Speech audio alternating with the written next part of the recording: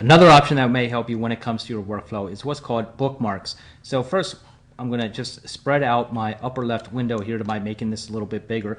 Bookmarks allow us to mark a certain folder that we consistently want to work on or come back to. And the way that it works is that if we need anything bookmarked, all we have to do is come over to our database window, select a folder that we want or will be consistently working on. We're going to right click on it and we're going to say add as bookmark. And then no matter where we are within our database window here or our assets, we have all these folders and projects we're navigating around. If we need to quickly get back to that folder that we were just working on, we can just right click anywhere in this window and take us down to that folder that we just marked as a bookmark. So we do that. Here's the folder. Now if you want to get rid of that as a bookmark, all we need to do is delete from bookmarks. It's a quick way to help us navigate through our assets and finding certain things when we need it at that particular moment.